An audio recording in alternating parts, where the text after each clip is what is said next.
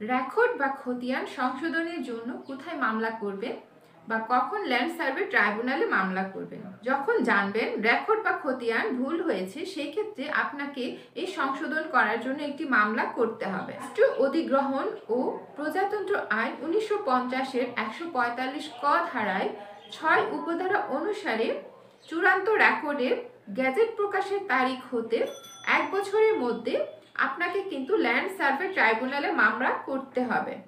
রাষ্ট্রীয় অধিগ্রহণ ও প্রজাতন্ত্র আইন 150-এর 145 ধারায় উপধারা অনুসারে চূড়ান্ত রেকর্ডের তারিখ হতে 1 বছরের মধ্যে কিন্তু মামলা করতে হবে।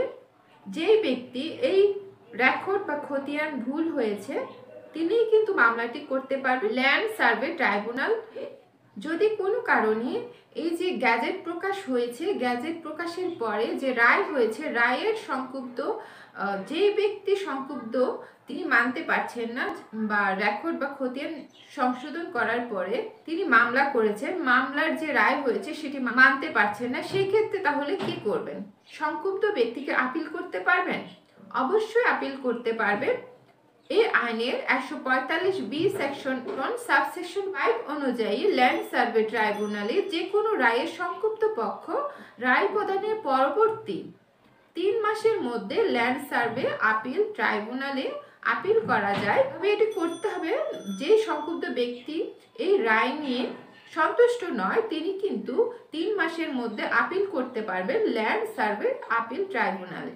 এই আইনের 144B সেকশনের সাবসেকশন 6 অনুসারে ল্যান্ড সার্ভে আপিল ট্রাইব্যুনালে আপিল করতে যদি কোনো কারণে বিলম্ব হয়, বিলম্বের কারণ উপস্থিত করে, বিলম্বের কারণ তুলে ধরে কোনো বিশেষ কারণ যদি জানান যে বিলম্ব হয়েছে, সেই ক্ষেত্রে কিন্তু রায় প্রকাশের তারিখ হতে পরবর্তী 6 মাসের মধ্যে আপনি আপিল আবার করতে পারবেন। যদি আপনি কোনো কারণে 3 মাসের মধ্যে আপিল করতে না পারেন, যে কি কারণে আপিল করতে পারলেন না সেটা যদি ভালো করে আপনি কর্তৃপক্ষ বা বিজ্ঞ আদালতকে বোঝাতে পারেন বা তথ্য উপস্থাপন করতে পারেন যে যেই কারণে আপনার আপিল করতে দেরি হয়েছে, তাহলে কিন্তু বিজ্ঞ আদালত আপনাকে আরও 6 মাসের সময় দিবে এই রায়ের বিরুদ্ধে আপিল করার জন্য।